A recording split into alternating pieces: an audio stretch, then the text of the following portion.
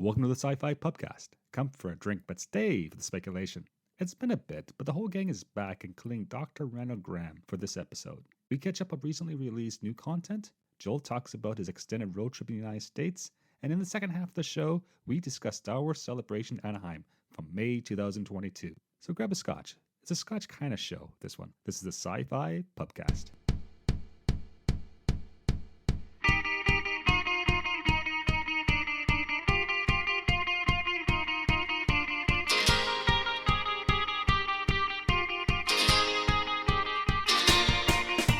Greetings, welcome to the SciFi Pubcast, the podcast that tries to be a pub, and perhaps someday a pub that tries to be a podcast. As always, we are looking for customers to come visit our bar. If you're passionate about something and you want to be in a podcast, then let us know because this bar is all about community. If you want to help us out, please consider leaving a 5-star review wherever you find the show and subscribing to our YouTube channel. We're back! Again.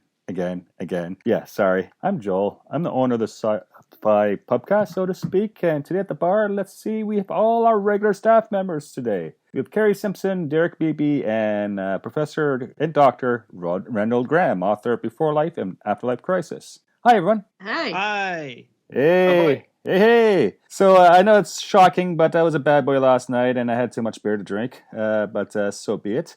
And we're back. At least back. you didn't wind up, in the hospital or anything. Yeah, this time around. For like complications, but it was good. So I'm back at it. I know I'm on point and on theme with this podcast, being a bar and everything. And we haven't done an episode for quite some time, and everything is because of me and me getting busy with doing a PhD and trying to live life. And I live in a crazy art house, so it's not the best place to do a podcast, but we're making it work. But before I go on, because I've been on an extended road trip for over 2 months, and I just got back to town. I'm home a couple of days ago. Let's start with Carrie. Carrie, how's your day been? What's new in your life? Well, we're between heat waves right now, so it's actually kind of nice here in LA. It'll be back up in the 90s by Monday, but so I'm enjoying the relatively cool weather at the moment. Everything's good. I am also drinking. I have a gin and tonic. And you're in Southern California. Anyone was wondering? Yes. Yes. I'm in LA. Yeah, I drove through there about 3 weeks ago. Lots of smog. Yeah, I don't recommend it. But there's nice. You drove through LA and you didn't text me. I know, it's terrible, eh? But I saw you. In Anaheim. That's true. You saw me at Celebration. Yeah, there's that, which we'll talk about because this is kind of like a catch-all generic fandom convention and travel stories show. And our episode after this would be something more focused. But right now, we're just happy to be back. And of course, we have Derek Beebe from the hills of Pennsylvania. How you doing, Derek? Howdy ho. I looked on the website, and our last episode was the end of January. It's been a long time. Yeah, Yay. It's again. I was writing a paper on space law. It was a paper from hell. And then I had to go visit relatives in Pennsylvania, and then of course there's border issues, and so I decided to extend a road trip. So that's on me, and I apologize once again. So in the time, to be fair, you did get an A on that paper. Yeah, true, but it's PhD students have to get A's. That's the thing. I think your professor might be biased, though. Yeah. I didn't mark it. Someone else. Oh, okay. The paper had issues. Without doubt, it had issues. I get that. But it's not about my academics right now. It's about the SciFi Pubcast. Sorry, I interrupted Derek telling us what is new in his life. Yeah. I was just going to say, it's been so long since we recorded. I actually finally have been to Disney World since then. Yay! Disney I got World. to go back for the first time in 4 years. There's light at the end of the COVID tunnel. So things. Yes, and I got COVID there actually for the second time. I got COVID on the last day I was there. Did that cost any extra? Was a upsell? No, that part was free. Okay. That was the only thing that wasn't an upcharge. Oh, good. Yeah, they offer those free of charge. Oh boy. Oh, good. Yeah, we'll talk about Disney World and your trip as well because I know I've been to Disneyland recently and I have some thoughts. This is going to be a lot of thinking and articulating thoughts episode, I think. It's our vacation episode. Yay! But before we begin, Yeah, I have to ask, how's our kitchen doing, Derek? Well, it hasn't been touched in a while, and man, it's been so long. I can't remember the last thing that happened in there. Wasn't there something about like sentient cockroaches or something like that? Yeah, we better check on that, right? Yeah. Well, they're not here anymore. I guess they evolved into energy beings and passed beyond the physical plane or something because they're not here anymore. It's just a bunch of dust and mold.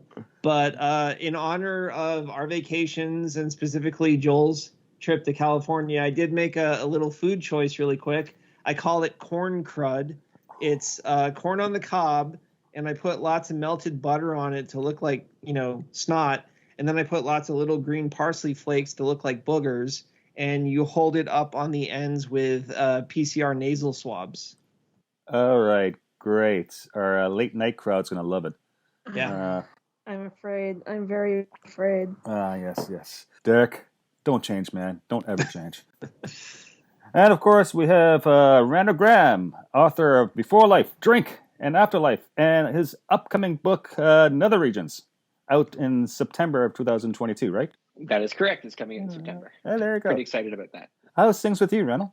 Not bad. I also am just back from travel, not having been on a plane since March of 2020 when I returned from the last Star Trek cruise that I went on in the middle of a pandemic, or at the very outset of the pandemic, rather. But my trip was not as fun as your recent trips. I was going to a conference where I had to talk about statutory interpretation. But I did get to be in the majesty of the Rocky Mountains of Jasper, so that was pretty cool. My first time to Alberta. Those pictures were great. Yeah, Jasper's a good stuff.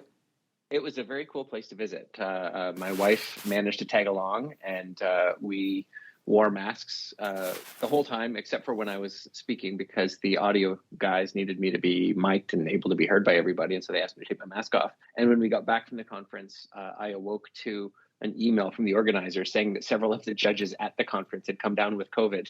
And so we isolated for a few days. I had to miss a wedding of a friend of mine, but we both tested negative and nobody had COVID. So we were pretty lucky about that. But still, even had I gotten COVID on that trip, totally worth it. I really enjoyed it. And a good time was had by me. Anyway, I won't say that for the people in my audience when I was speaking, but I had fun. That's excellent.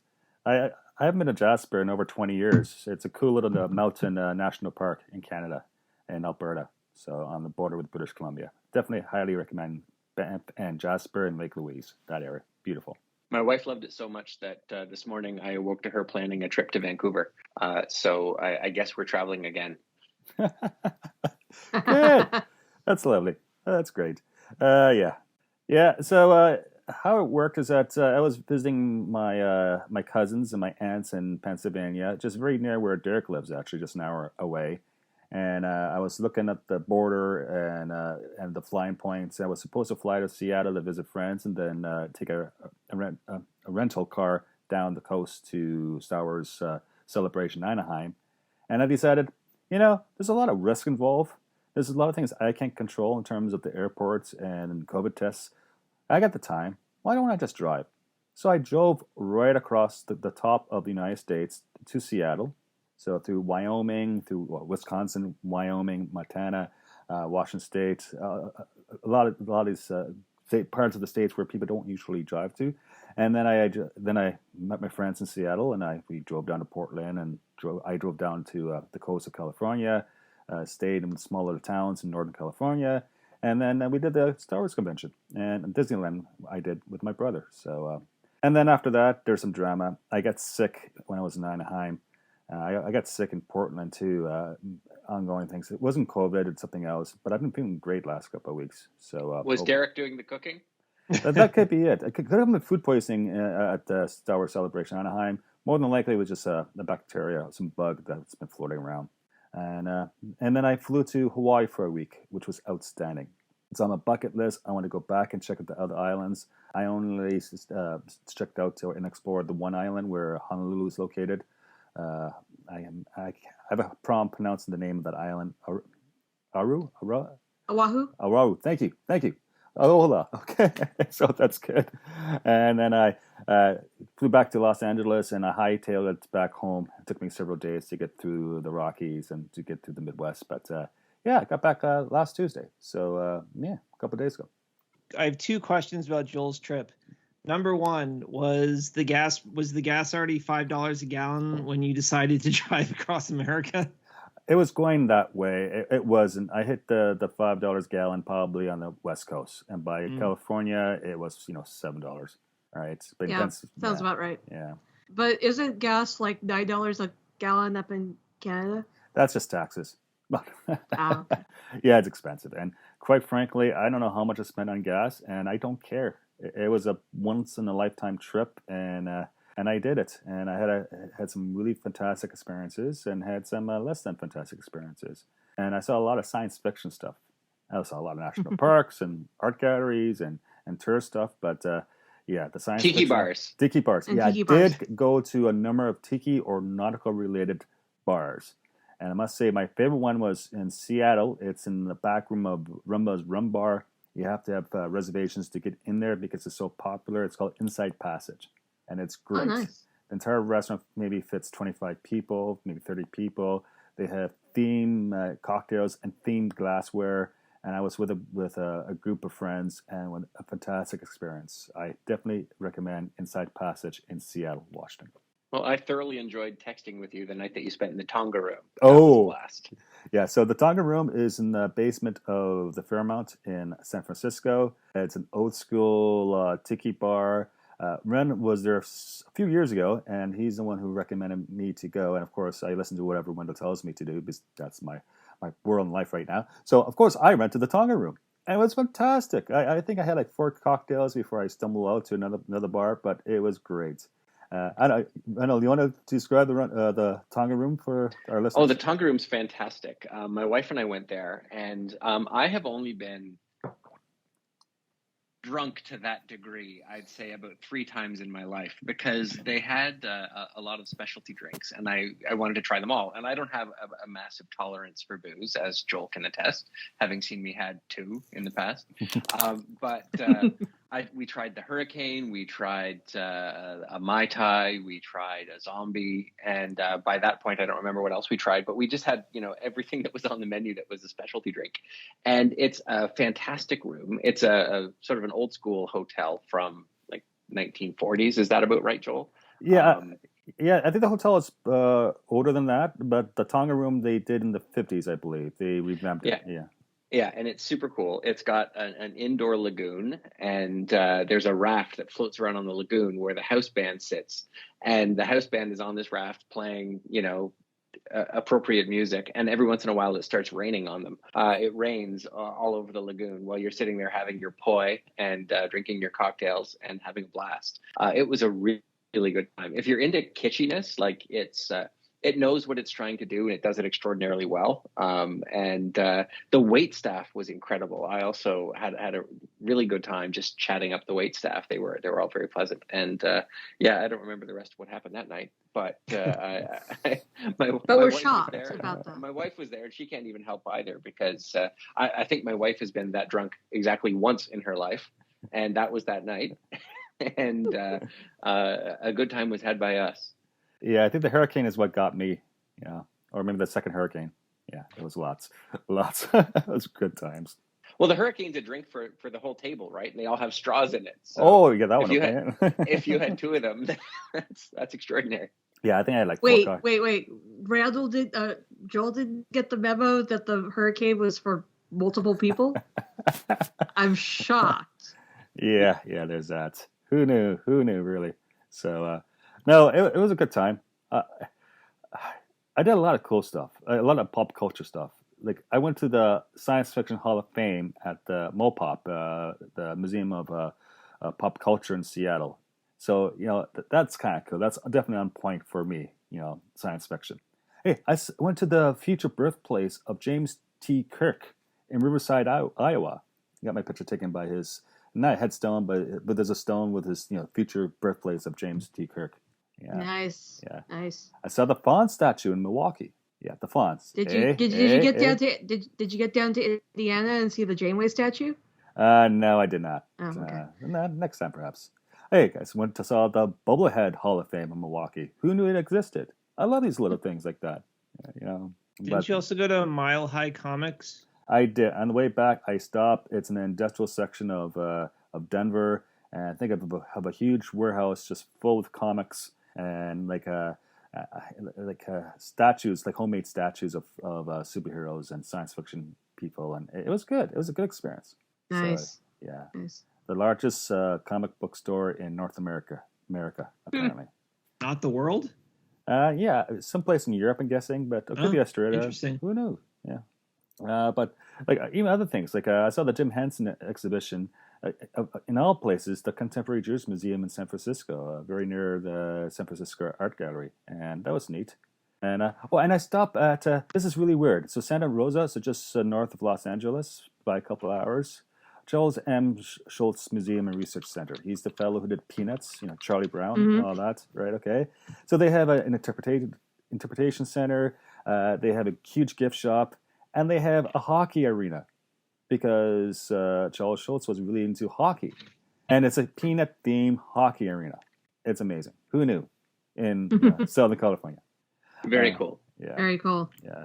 I can talk about other things. We'll eventually talk about Star Wars Celebration and Disneyland and Disney World and all that good stuff. But I just want to hit some of the highlights because I saw the Devil's Tower, which is from the Close Encounters of a Third Kind, Spielberg, right? That tower they all try to go to because that's where the aliens are coming. Yeah, I actually hiked around the base of it, so that was really cool. I saw Nice. I saw a little Bighorn, right? The Custer's Last Stand. Yeah, I saw where he got killed, and that was in the middle of nowhere and really, really neat. And then I saw places like Mount Rushmore, which sounds great. It was impressive, but I thought it would have been bigger, but it's still good. Been to places like one was in Hawaii. I went to Pearl Harbor, which was touching because my grandfather served in the Pacific for the U.S. and the U.S. Army Air Corps, and it all started in Pearl Harbor. So I actually really enjoyed, and I'm jumping all over the map. I'm sorry because that's what you do when you tell Star Wars stories. You just jump all over the map. But I spent 3 nights in Deadwood, South Dakota. Deadwood is an old western town. The HBO series from in the early mid 2000s is based off of Deadwood and some of these real life characters that were around, real people. Highly fascinating. Like this is people where there's shootouts at the saloon, and I went to one of the original saloons and I drank there for a couple of nights. Like you can't make this stuff up. This is just so fantastic, and it's part of America that I actually love and enjoy. That you can go and check out these towns firsthand and walk where these historical people walk down the street, and you're on the same street. Fantastic. Now, Joel, my big question about your trip planning is that, so you went to Star Wars Celebration, and your plan was to spend 4 days there surrounded by hundreds of thousands of people and then be safe and well enough to immediately get on a plane to Hawaii? You were plotting on not getting sick that whole time? Yeah, well, first thing, I'm triple vaccinated. And in hindsight, it's... there was supposed to be more stringent measures at the convention in terms of masking and more health controls. And it turns out no one was wearing masks, and it was a complete gong show. I wore a mask the entire time. Yeah. Good for you, Carrie. As did Lou and Tim from Random Chatter. Yeah. And as did maybe half the people who were there, and I felt sorry for all of the staff people that kept trying to hand out masks, and the people who weren't wearing masks would just blow them off. Yeah, I wore my mask most of the time, with some very occasional exceptions. When I was drinking coffee, I didn't wear a mask, but anytime I wasn't drinking, I was wearing a mask. Okay. So not very often were you wearing yeah, exactly. But thank you, Randall. And Derek, you make a good point, but I have to follow. I follow whatever the government's rules are, right? And there was no restrictions of going into Hawaii because they were lifted in terms of having a COVID test or travel restrictions several months before that.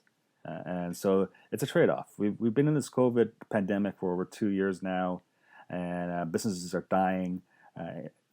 Perhaps going to Disneyland and going to the Star Wars convention wasn't the best idea, but I had to go anyways because I have to see my brother. Everything was with me is to meet my brother out in California, to go to Disneyland and the Star Wars celebration, and that to me was my highest priority.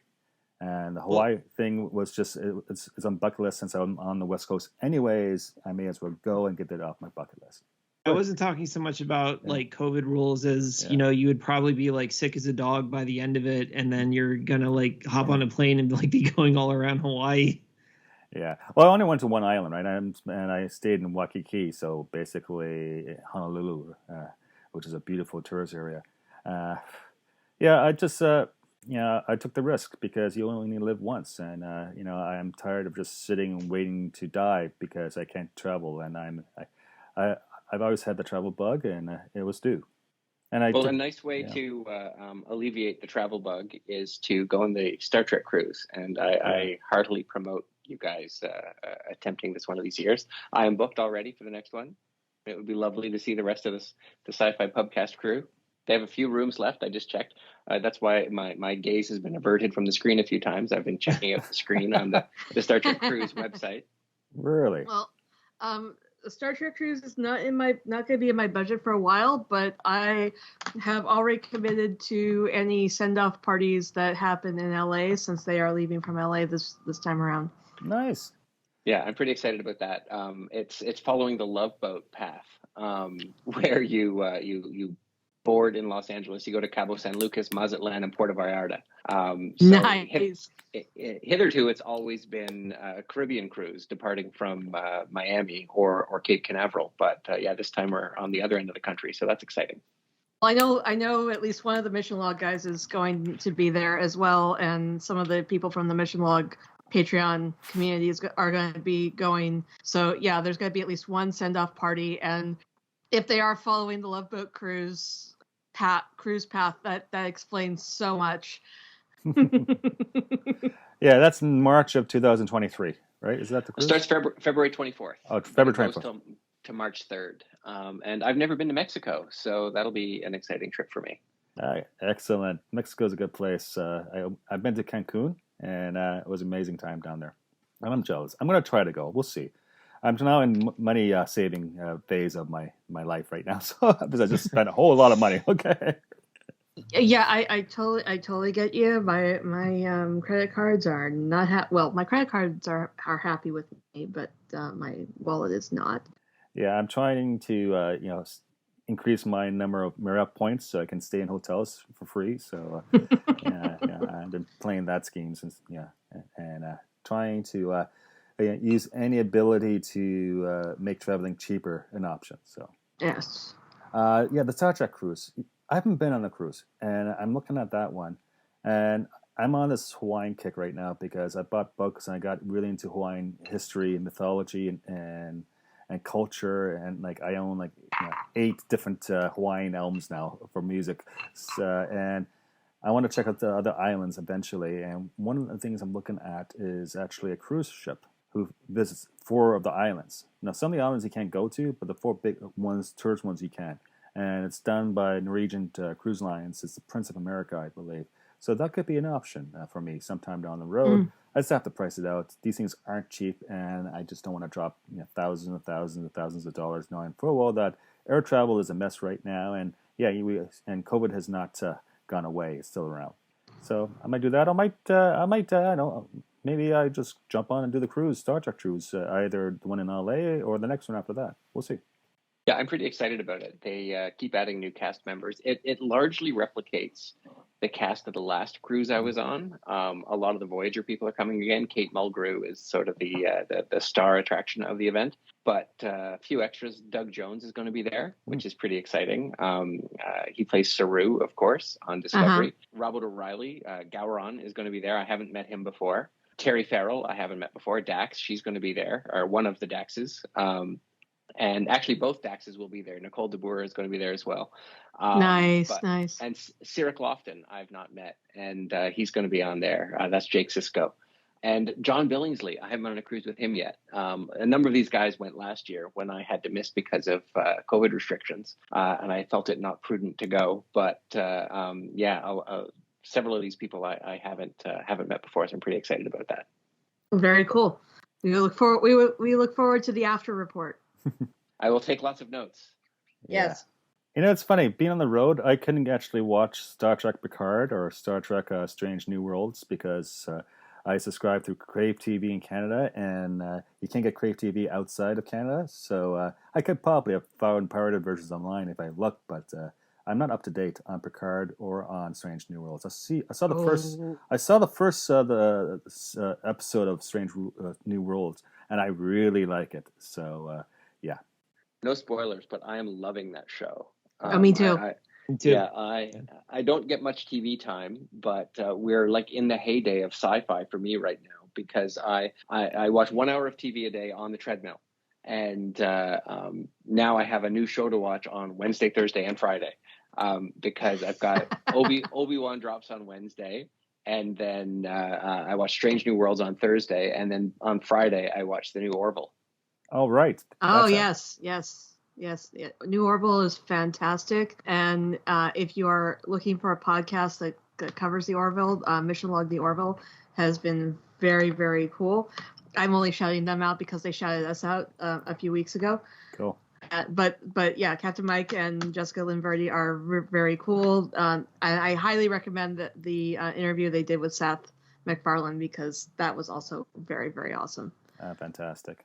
I've been on a huge Star Trek kick the last few weeks with Strange New Worlds, and I've been reading Star Trek novels, and I've been watching old DS9 episodes. So I've also been watching the Next Generation movies too. So yeah, I'm like 100% Star Trek the last few weeks, and yeah, I won't say any spoilers, but Strange New Worlds is great. I think it's my favorite of the new Trek series. It just really feels exciting and important in a way that the other ones haven't. I like them all, but this one is my favorite, which is funny because I'm not really a TOS guy.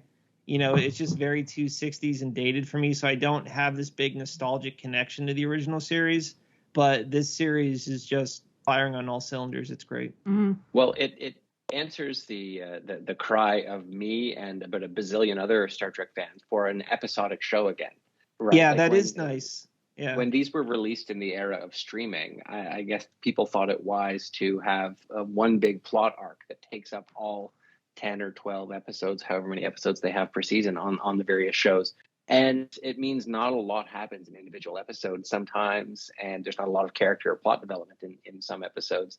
But Strange New Worlds has gone back to episodic TV, which the complaint about the Next Generation back in the day was you always knew at about the 45-minute mark they'd come up with a solution to whatever it was that was plaguing the Enterprise. And, that's a thing, and I understand that. But Strange New Worlds is doing a fabulous balance of character development episode by episode, like learning a little bit more about each character and finding out about their backstories, while also having episodic problems where there's an individual thing that needs to be solved. And it's fun seeing how Pike and crew solve the thing. So without giving anything beyond those vague details so that Joel doesn't have the show spoiled for him, it is fantastic. And it's the best time to be a Trek fan in years and years. It's the best time for years, for me at least. Agreed. Yeah, definitely. Again, I'm going to jump on. I need to watch the last 4 episodes of Picard for season 3, and then Strange New Worlds. 2, you mean? Oh, 2. So yeah, sorry, season 2. Season 3 hasn't yet. started yet. Sorry, it's a whole timeline thing. Okay. Okay. Yeah. What year is it? Okay. I was like, you scared me for a second though. It was like Season 3's not out yet. Oh God! Hey, I don't have time for this crap right now. Hey, listen, I've caught up some on my summer TV. Kenobi, there's one more episode coming out next week because there's only 6 episodes. Looking forward to that. I think Kenobi's great. I'm kind of like a Kenobi. At least this is how I see myself, right? Okay, going crazy in my old age with a reddish beard. Yeah. So there's that. Well, Stranger Things, part 1 of season 4 dropped. Yeah, we can talk about that if on another show perhaps. But I love Stranger Things, but this season, I think the nostalgia has gone out the window. It's like just another season. It didn't grip me, but it's good. I'm waiting for part 2 of season 4 to drop to really tie things together. And I thought it had an amazing ending. I mean, like it started slow, but they all start slow. Yeah. But that final episode twist, I was like, whoa! I did not see that coming. That really elevated the material. Yeah. I haven't watched a single episode of the latest season of Stranger Things, which is odd because I really, really like that series. But again, I have very limited TV time right now because I'm just super busy. And when I have had time to catch a little extra episode of Netflix when I'm not actually on the treadmill, it's been Somebody Feed Phil, because that's how I roll. That is a great show. Shout out to a non-sci-fi show, but it's Somebody Feed Phil is one of those shows where the host is just so pleasant that you want to be his friend. And so I've been watching that show and enjoying that greatly. But when that's over, Stranger Things will be my next little binge. Yeah. You'll have to make space on your calendar because each episode is over an hour long. Yeah. They're like almost a movie each episode. Oh, yeah, wow. And episode 7, is it? It's like almost 2 hours. Yeah, I saw online that the final episode is going to be 2.5 hours long. Ooh. See, Yeah. all the new Trek episodes lately have been, between 38 and 45 minutes, and you sort of get used to that rhythm. And the Orville, all the episodes are at least 1 hour long thus far this season, and I appreciate that. I like the extra content. I like, it lasts for a full run, which is convenient for me. But I feel like I'm getting ripped off now with these little 38-minute episodes or 32-minute episodes. Some of the stuff on Disney with some of the superhero shows have been, 28 minutes, 32 minutes. And it just feels like they're ripping me off a little bit, because not that I'm paying for them, but... Yeah, call me old-fashioned, but I think a drama should be like 42 minutes long. I think that's a format that's worked and that you should write to that format. I don't like it when, one episode is 35 minutes and one episode is an hour long. I think it should be a consistent length, personally. Yeah. Well, the episodes are as long as the story needs to be, which is kind of nice. I don't... If they can tell the story in 25 minutes, they can tell the story in 25 minutes. If they need 45 minutes to an hour or more, they need 45 minutes to an hour or more. And I like that. You can always do a Star Trek the Motion Picture move and just have 25 extra minutes of looking at the outside of the Enterprise.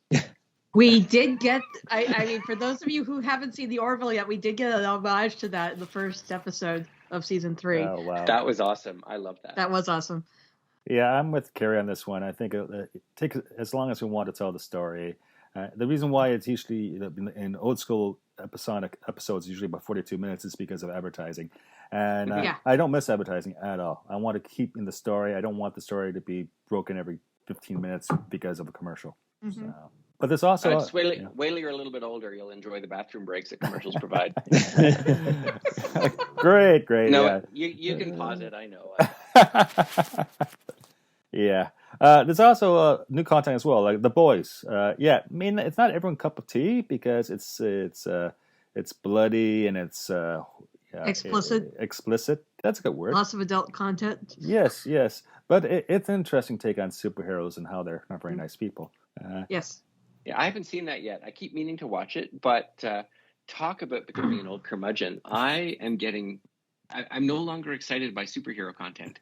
I don't know why. Like, just people putting on spandex and punching each other to solve the world's problems is starting to be less interesting to me. And I love on Star Trek how they tend to science their way out of things. I really enjoy that.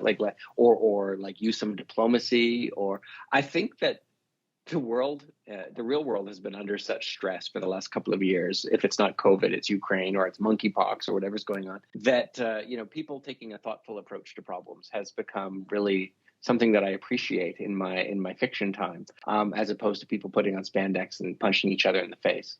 Yeah, I can see that, and I think The Boys actually addresses that in a very horrendous way because there's not many very good people in The Boys. There's a few. Yeah, I was gonna say in The Boys they don't do anything to help anyone. They're just horrible. Yeah. So we've hit that stage of the genre with superheroes and comics where they're just making fun of themselves or they're just deconstructing that genre. And I've been watching a lot of non-science fiction stuff a lot out there because kind of like I need both because I like storytelling, right? And it doesn't have to be in a science fiction genre for it to be good storytelling. But there's good storytelling in science fiction. Outer Range on Amazon Prime, that wasn't bad. And then For All of Mankind on Apple TV, season 3 is being released every week. So I need to catch up on that. I think there's 2 episodes have been released to date, maybe 1. Mm-hmm. Is On the Range science fiction? Yeah, so it's like the without giving any spoilers, basically there's a giant hole on this wrench in the field, right? Okay, and so what is this hole? Because does it go to a different world? Is there's some funky, quirky physics involved, right? Okay, is it a wormhole? Is it a way through time? And so you have a drama set around this mysterious discovery, and it gets kind of David Lynch, takes on it, and it's spooky stuff. So, and of course, greed and power, the important stuff for humanity. The important stuff. Yeah, right. Eesh. Now, talking of superhero series or properties, I think I was one of 11 people who really, really enjoyed the Eternals. I like the Eternals. I like the Eternals. I didn't love it, but I liked it. Yeah, I wasn't much of a fan. No. I think I liked it a lot, in part, like everything in life is about expectation management.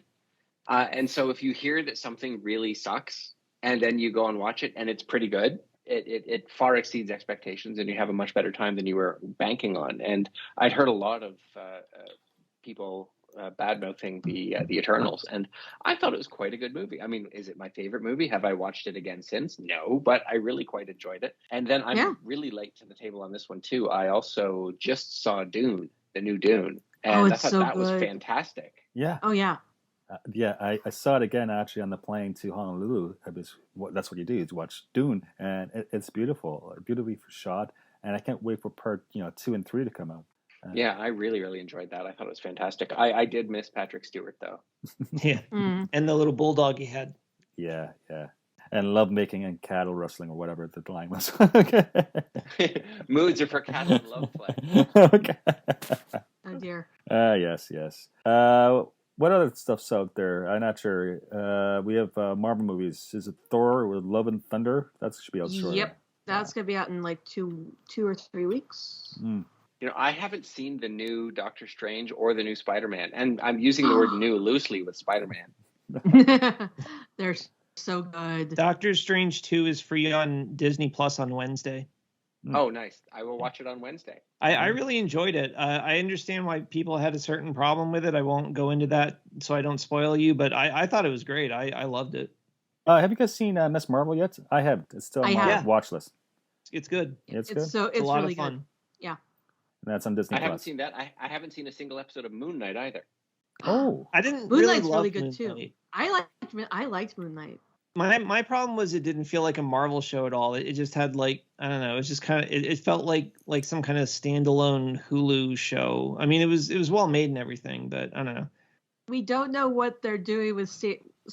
I think Phase 4 is like focusing on gods and cosmic stuff. So I think that Moon Knight will eventually become relevant again. He's not even contracted for any more appearances, though. We'll see. Yeah. You know what really bummed me out? When I first heard Moon Knight, my brain made an enormous error. And in my head, I was thinking Rom the Space Knight, who I loved when I was a kid.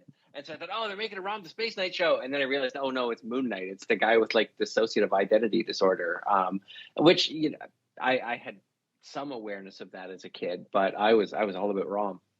Yeah, there's a lot out there. I like these films.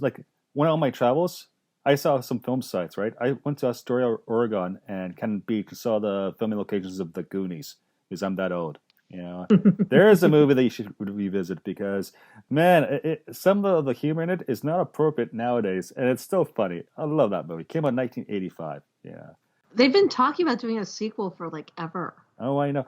So they kind of did one, so on Netflix in 2021, there was a movie that came out called Finding Ohana. So it's loosely based off The Goonies, but it's set in Hawaii, and it deals with the Hawaiian indigenous culture. And the one fellow, the Korean American actor, who was in The Goonies, and he was in Temple of Doom. That fellow's name. And most recently in Everything Everywhere All at Once. Right. He's in it, only a bit part, but he's in this Finding Ohana, and it's free on Netflix. So it's interesting, right? It's just a bunch of kids trying to solve a problem and trying to find treasure from Pirate's Code, and definitely worth checking out. Plus, you may learn something about Hawaiian culture and history. Another obscure science fiction, indie film that I watched the other day finally was The Matrix Resurrection. Oh yeah. Yes. I saw that on the plane too, and quite frankly, people hated it. I thought it wasn't bad. Yeah, See, me too. I liked it. I I didn't know think people it hated succeeded it. at what they wanted it to do. Yeah. Yeah, I wish I had known people hated it because I probably would have enjoyed it more because I would have been expecting less. But I went into it expecting some sort of further and better explanations of how the Matrix works, and because that's the sort of thing that entices me. And this was just after my rant about why I love Strange New Worlds. This one seems strangely episodic to me. It's like, here's another story. Here's another thing that happens in the Matrix. Have a nice day. Off you go. As opposed to capping off the series or providing some sort of closure that was not provided by the original trilogy. I thought it was really neat, the first 45 minutes, like how they started it out and sort of the screwing with your brain a little bit about what's real and what's not real. And I was really enjoying that. And then that just sort of all went away. And it was like, here's just another Matrix story that's, sort of the same as the rest of them, but with weirdly less compelling action scenes. Yeah. Well, I kind of like how they were willing to poke fun at themselves and at Warner Brothers, and like anytime someone gets a property or a studio rather allows their IP to poke fun at the studio that's paying the bills, I find that hilarious and fascinating, and which is also why. But okay, the Chippendales Rescue Rangers movie is also one of those like they got away with what? Oh God. Yeah, one thing that yeah. So I like that too, Carrie. I like things that break the fourth wall. But one thing that kept taking me out of the suspension of disbelief was Jonathan Groff because he just, to me, first I'm watching, I'm like, where do I know that guy from? And I had just finished rewatching Hamilton, the film version. And I'm like, where do I know that guy from? And then I realized, oh my God, it's the King. The King. And I wanted him to sing so much because he's such a talented singer. I'm like, just let Agent Smith sing something.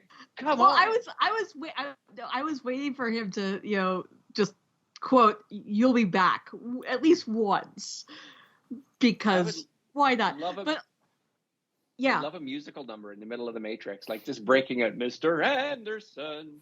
Well, especially because Neil Patrick Harris was also in it. It was like, that was like a missed opportunity right there. Oh wow! Deleted scenes, director's cut. Deleted scene. We have to have. Yes, please. Unbelievable. That's great. Have you guys heard the rumor that the new Batman, or the new Joker rather, is going to be a musical and Lady Gaga is going to be Harley Quinn? Yeah. I've heard the rumor insane. I've heard the rumor that they're looking at Lady Gaga for Harley Quinn. I did not hear anything about it being a musical. Yeah, I've heard both of those, and of course, like rumor level, I have no idea if either of those things is true. But I mean, I can see Gaga as Harley Quinn actually. I can too. But a musical, that would be an interesting choice. Oh, I mean, we Joaquin Phoenix can sing. Lady Gaga obviously can sing. It would be, I'm not sure if it would be more or less disturbing than the first Joker movie, but I guess we'll see what happens with that. Also, it's been so long since I talked to you guys about this kind of stuff. We haven't talked together. Maybe you guys have done an episode that I missed on Robert Pattinson's turn as the Batman. I really liked that movie. I thought it was too. Fantastic. Yeah, I rather liked it too. I liked how it was sort of early stage Batman career. His tech was a little lower and not quite as effective as it has been in some movies. And he was less OP, less overpowered than he is in some movies. And, there was a sense of peril. Yeah, I thought it was well done. Well, it got back to the detective roots for me, which was nice. Like, because not hardly any of the more recent Batman movies have been about Batman working the case and trying to figure out what's going on. I also like that there was some shades of Long Halloween, even though the movie took place over the span of a week. So you can shorten Long Halloween to like a week and it still works. And then there are some like shades of potentially getting the Hush storyline into there, which was also fascinating. Yeah, I really liked it. I thought it was good. I enjoyed it for the most part. There were some parts I didn't like. Like, I didn't like that it was 3 hours long. And I didn't like that the ending was him going after a bunch of like right-wing Proud Boy insurrectionists. That just felt like that we're trying to shoot a woman and shoot up a crowd full of people. I don't know. That was just like way too real world for me. Well, okay, yeah, I was slightly relieved that they delayed it a year, because I think it was originally supposed to come out in like February of 2021, and that would have been a little too soon. I've said this on a couple other podcasts, is like having that be what snaps Batman out of the very rigid mindset he has about who is good and who is evil, and having him realize that he's kind of influenced these people to go and do and be kind of Proud Boy-esque type people, is like, oh shit, I need to dial this back and actually start helping people and not just terrifying the crap out of everyone. Yeah, I definitely like that that's how the movie ended, but yeah, like I said, there are just some parts of it that didn't sit well with me. But it was a well-made movie. It was a good movie. Yeah, I enjoyed it, but I don't really want to see it a second time. Yeah, it's not really movies like, oh man, I can't wait to watch the Batman again. It's such a pick-me-up.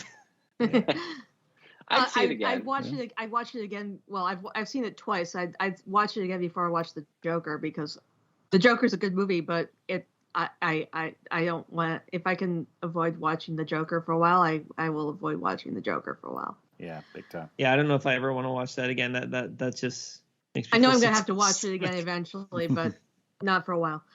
That would be a good episode of the podcast, a rewatch of the Joker live with us all assessing Carrie's reactions. Do we have enough scotch? Assessing just my reaction or everyone's reaction? But I didn't find it that disturbing or upsetting. I mean, I thought I didn't love it. I thought it was like a 7.5 out of 10. I thought it was a well-made movie. That's a good ranking for me. I thought it was a pretty good movie, but it didn't take up too much space in my brain thereafter. Some movies really do. Like the movie that disturbed me most of all movies in cinematic history is Full Metal Jacket, and nothing has ever come close to that. That one just freaked me right out. But yeah, the Joker wasn't.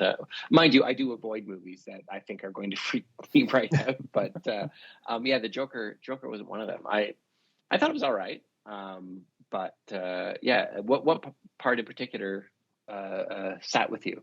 Well, it didn't necessarily freak me out. It's just it's one of those, just, it's disturbing on a levels like this is what happens when you ignore societal problems and just try to throw money at them. And so because the Arthur wasn't allowed, what they cut the funding to the program that gave Arthur his med. And so he went off the rails because his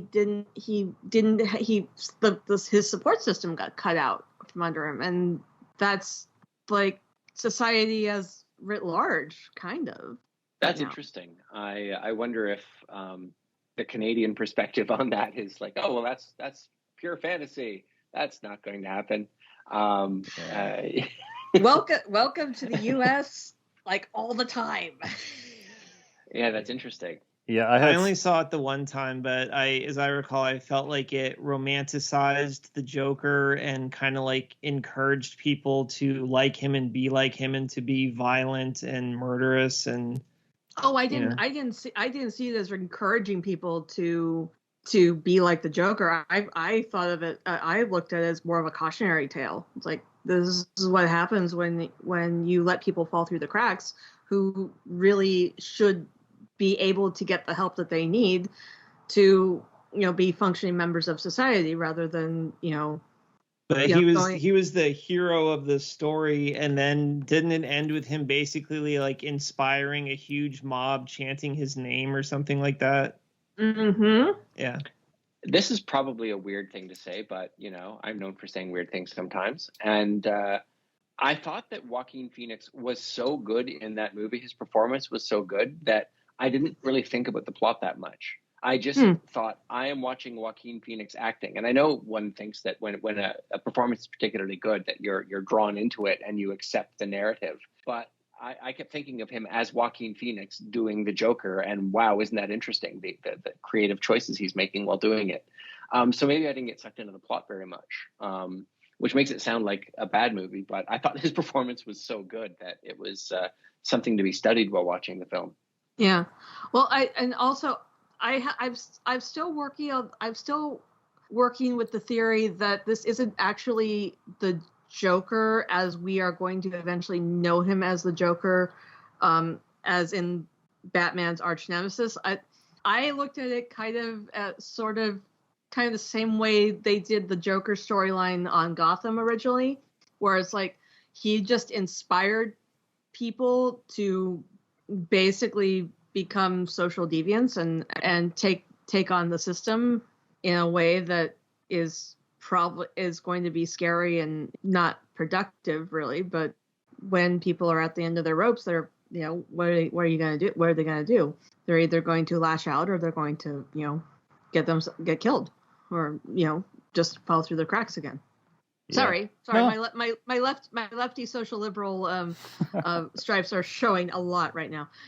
It's all right, Carrie. Batman's good and great film discussion. Yes. So yeah, it's been so many months that I saw the film and I try and remember what happened, and yeah, my brain's on ice right now.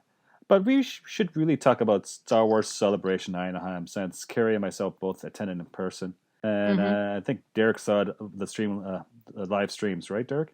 Actually, I didn't bother watching it. Nothing sounded appealing to me because they didn't make any major announcements or anything. And I was just kind of like, well, I don't know. What's the point of watching anything? Oh, God. Well, I'm going to ask Carrie first, because I think you can gather from my tone of my voice what I thought about Repop and their organization of this celebration. Okay. Carrie, what's your take on it? I had a good time. I was, again, very kind of disturbed by the lack of mask enforcement for most of the con. There were a lot of people just walking around without masks a lot of the time, and that was just weird. I didn't go to a whole bunch of panels. That was kind of intentional because I didn't feel like waiting in lines for stuff, which actually got me in hot water with my best friend because she gave me shit for not sending her video of John Williams conducting in the opening panel. And I was like, I didn't go to that panel, so I couldn't have sent you anything. She's like, okay, that's fair.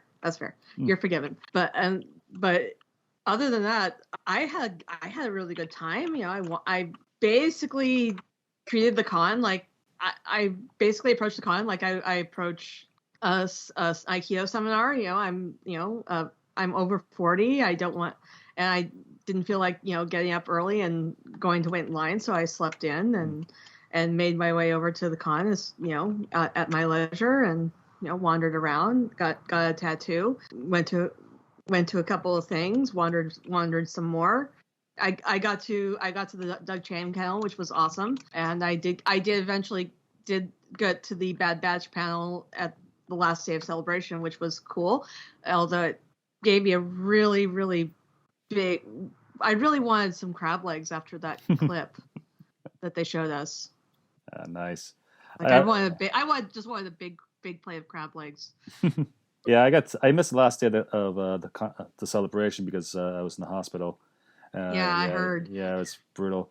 My big thing is that I went with my brother Sean. We bought the tickets over 2 years ago before COVID landed, and it was the convention was canceled once and moved around in terms of dates, and for reasons because when we bought the badges and the tickets, my brother couldn't. He was working at the time, and they were selling out fast, so I bought his badges for him after buying my badges. So it's two different orders, but I used the same email address, which fast forward 2 years later screwed me for the panels, because there might be two people, but there's one email address. So Repop did the lotteries based on an email address. That's it.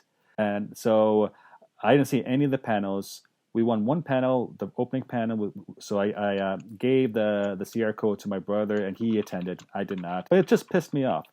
Because it's unfair, because I'm screwed because I'm buying my brother his badges, but yet it's on the same email address.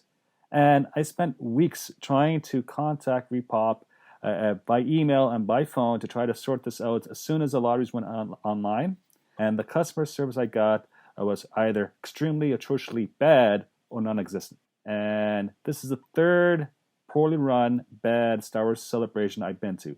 Chicago was slightly better. The one before in Orlando was terrible. And I thought this one in Anaheim was very much like the last one in Orlando. It's horrendous. There wasn't very any big news that broke there. You have lots of really creative and important people, but I don't want to say they're B-listers, but you didn't have George Lucas. You have David Filoni, right? Which is cool, but it's a different generation thing. I thought the convention floor is spread out. Not a lot of people compared to other celebrations. It was a very cold environment. I think a lot of people only put half measures around in terms of what they brought. Less cosplaying. It was still a good time. I love these things because I like seeing my friends. So the fact that we went to the Podcatchers meetup on a Thursday at the Hilton lobby, that was great. Seeing you, Carrie, and seeing the Rem Chatter people and other podcasters. I like that aspect of fandom. But I think this speaks to the problem with fandom right now with these conventions is that there's so many conventions out there. It's not the same. It's kind of like it's almost like work going to these things. And I'm not even covering the convention as a podcaster or as a journalist. And so, and plus maybe because I was sick or I was catching something, I wasn't in the best of moods. But man, I think it's time Repop has got to go because it's, in my opinion, it's hurting the Disney brand and the Star Wars brand because it Repop is pissing off dedicated old school people like myself with stupid logistic issues in terms of lotteries and email address and poor organization. And plus, like the masking is important and not being consistent with the rules. And and I wonder what the talent thinks of Repop, the creative talent and the contracts in terms of the signatures, right? Or in terms of the panels and in terms of that. That's my take. So yeah. And Repop, by the way, this is interesting. Repop is owned by Reed Exhibition, which is owned by Reuters, which also owns LexisNexis, Randall. Interesting. So when I go off, go ahead. Oh, go ahead. So LexisNexis is a legal research tool where a database full of case law, basically, to really simplify what it is. So when I criticize Repop, I'm actually criticizing one of the major service providers in terms of legal research. And I'm okay with that. As long as you're okay with it. So were there any A-list stars from the movies there or from Ewan the McGregor streaming? was there. Yeah. Hayden Christensen was there. Yeah, Harrison Ford made a cameo appearance. My brother saw him. That's the second convention I miss Harrison Ford because of Repop and the way they did the panels. So I'm quite disappointed. I did see Ian McGregor. I did see Hayden Christensen on the main floor stage. I saw Deborah Chow, who is the director, Canadian no less, who's directed all the Kenobi series and some of the Mandalorian series. So that was pretty cool. That's so. I'm guessing none of the sequel actors were there. No, Hayden Christensen. Yeah, that's prequel, not sequel. Oh, so sequel. You're right. Sorry. Kelly Marie Tran was there, and apparently I saw something go out on Facebook that someone was cosplaying or either cosplaying or wearing a shirt that said "Justice for Rose Tico" or something like that, and Kelly Marie Tran was trying to get like connected with that person and get a picture, and I don't know what happened after that. But Joel, and I get your frustration, but it's like I didn't go into like if it became work for me, I didn't bother with it. Yeah. It's like I didn't. Like I followed Lou into the Celebration store once. I looked around and said, "Screw this! I'm leaving." Yeah, and it's the thing. If you enjoy these things, by all means, attend. And I just think you have to go in with a certain headspace, and which I didn't have the last in this one in Anaheim. And I don't want to take away from anyone's enjoyment, but I'm really frustrated with Repop, and especially It seems to me like these things are so packed full of people who can't even get in. It doesn't matter how awful a job they do because they know that they're going to fill up, the tickets no matter what. So why be motivated to do a good job then? This is why I wonder. Can I just make my point? Go ahead. This is why I want. No, because go ahead. No, sorry. Carrie. Sorry, go ahead, Carrie. Well, no, because I was actually talking to people who've been to other Repop cons. Like, Repop is doing the official Star Trek conventions now. The one that was in Chicago, and now it's going to be in Seattle next year. And they also do New York Comic Con. They also do a bunch of other cons around the country, and they don't have the same issues with Repop as what happens with the Star Wars convention. So maybe Star Wars is just special and has, I don't know. Yeah, I heard that too.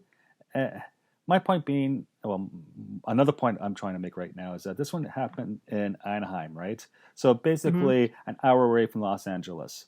You would think being so close to Hollywood that there was more industry people that would show up to this one, and they didn't. That's one of the reasons why they have in the West Coast, because it's closer to the talent. So there's that. And I also think that Disney is such a large company that they don't need Repop to have conventions. They just do it because it saves Disney money. And as a Disney shareholder, I think it's to the point now where it's hurting the Disney brand so much, right? It's a bad business decision.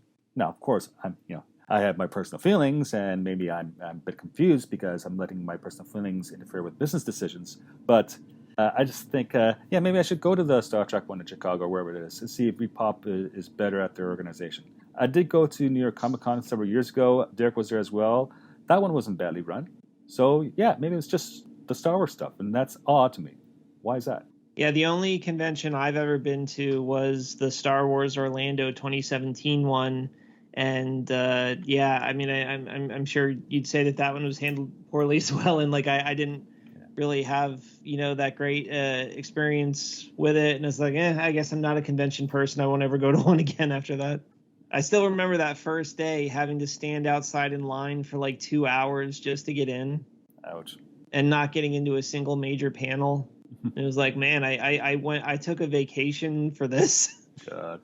See, this is an opportune time for a plug for the Star Trek cruise, where you automatically get into all the shows. You don't need extra tickets for them. There's ample seating. They do 2 shows a night. You either pick late or early seating, and you all get to see all the same stuff. And the only thing for which there are logistical issues that have caused some consternation in the past are photo opportunities where you stand in a line for some hours to have your picture taken beside 7 of 9 or somebody, or autograph sessions where again you stand in line. I've never done any of those because I don't care to have my picture taken with somebody or have somebody's autograph. I'd rather watch them do their thing on stage. So there have been some logistical issues there, but because you have lots of space, exactly how many people are on the ship, and they've planned everything accordingly. It's I've never gone to a land-based fandom type convention, but the ones at sea are really super well organized, and so that's what you guys should do with your fandom time now. You nearly got me there. You nearly did. But we'll see what happens. He's in the pocket of Big Cruise. I should be. I actually looked. I'm not going to change careers at this point, which is probably good for Joel because I'm a supervisor right now. But I looked at what are the qualifications to be a cruise ship captain, because that just seems like the life, right? I think Joel one day will just be a cruise bartender for the Star Trek cruise, and I will follow him around. That may happen. Okay. Yeah, I know. Oh, I know. In London, Ontario, Randall, there's 2 small conventions happening in the next couple of months. One's next weekend at Centennial Hall, and there's another one happening at the RBC place in September. So perhaps it's the small conventions, the small little community get-togethers where I think fandom is strong because it's small core. Whereas I think we expect too much with these large conventions now, because if, say, Star Wars Celebration, if Lucasfilm is not dropping news on celebrations, what it is, it's a big, large convention because industry is not fully behind it. And I've never been to the one in San Diego, and that's the mother of all Comic Cons. Perhaps there'll be a different experience. I heard really good things about Dragon Con in Atlanta, Georgia. That's the one I want to go to eventually, because that one is fan-run, and it's not run by a large organization, a large corporation, I should say. What I found really shocking was just the complete lack of major announcements, because, I was thinking oh man, I can't wait to watch the panel where they announce the new movies and the new TV shows. Because remember, what was it, like a year ago? They did like some kind of like Disney Investor Day, and they announced like 10 new Star Wars series, half of which have quietly disappeared. And it was like, oh man, I can't wait what they're going to announce at the actual Star Wars convention where thousands of people are coming in just for Star Wars. You know, it's like that's when all the good stuff is going to happen. And then they announced like a couple like, you know, little kid cartoons or something, but that was it. So it was disappointing. Oh, see, maybe I'm just not that greedy. As like I was fine with what they announced. I didn't get to see any of the footage from Ahsoka or, you know, Mando season 3, but I heard it was really cool. And you know, I look forward to seeing that whenever that becomes available to the general public. Yeah, and we remember too, we have D23 coming up, so there might be some industry news that'll be dropped there. And it's happening in the same place as Star Wars Celebration Anaheim in the Orange County Convention Center. You should have just camped out and waited for it. Then you would have gotten in for free. Oh, God. I don't think it works that way, dude. For 6 months. Yeah. So I don't think it works that way. You know, if Disney can do D23 on their own, right? Why do they need repop for Star Wars and Lucasfilm? Yeah, I think that's a fair question. And of course, I don't see the data, right? I don't see the complaints or the budget lines, but I can see from my perspective, and yeah, I've lost patience with repop. So be it. Well, I'm just really happy to have seen you guys again. It has been a million years. I know. And January being our last episode, and whoever is supervising Joel's PhD has him working way too hard, and I think they should probably carve out some time for this guy to do some more podcasts so that we can have some fun. Yeah, absolutely. Are you making a note to yourself, Randall? Yeah, I really am. But soon it will be dissertation season for Joel, and that tends to be a little bit more relaxed than running full tilt on all the course work that he's had to do. So but by then you'll be doing like book tour and stuff, Randall. So who knows? So you know what? Who knows? Yeah, I will do my best. Yeah. So, any last thoughts, Carrie, before we close our doors? No, I'm good. Yeah. And Derek, all good. Yeah. Well, I have to again apologize for the lack of episodes the last several months. That's on me. But we're back, and it's my intention to do shows every at least 2 per month, maybe even more. We'll see what happens. And this show is available. Yay! Yay! Right, our closing. This show is available on most podcast platforms and on YouTube. Subscribe today. For listener engagement and announcements, follow us on Twitter at SciFi Pubcast. And if you wish to contact us directly, our email address is management@scifipubcast.space. We love hearing from our listeners. Carrie, what's your Twitter address? My Twitter handle is Carrie Blackfire42. That's KERI Blackfire42. And what other podcasts are you on? I am on Caped Chronicles. DC Talk is kind of on a bit of a hiatus because, well, life happened and we got really busy, and there's also not much DC news. And then I'm on Enter the Dojo, which is a martial arts movie podcast. Cool. And these are on the Random Chatter Network, right? Yes, they are. Perfect. Derek, what's your Twitter address? Derek J. BB. And anything you want to plug, sir? No. Good on you. I like your style. And I live for the SciFi Pubcast. Oh God. And, oh God. Yeah. You need more hobbies. It's been a slim 5 months, let me tell you. Randall, if Randall's still here, what's your Twitter address? Here. My Twitter handle is at Randal_Graham, and you can also find me online now at the cryptically named RandalGraham.com. Ooh, yeah. A website history that features pictures of some of the members of the SciFi Pubcast. So yeah. Go check it out. Yes, it's nice to be a successful writer and a professor, and new website. Definitely check it out. So, what's the website again? www.randalgraham.com. And Randall only has 1 L in it, by the way. Cool. Please check it out and give his site some traffic. And buy his books. Life Crisis and Nether Regions, which is dropping in September 2022 by ECW Press. My name's Joel. My Twitter address is at Joel_Welch. It's closing time. Take care and please make it home safely. We'll see you next time. Bye now. Bye. Bye, everybody. Music provided courtesy of Logan Rathbone. Podcast logo by Jea Rhee. Copyrighted Joe Welch. Listen responsibly. and we can't wait for your next visit to our fine establishment. Cheers.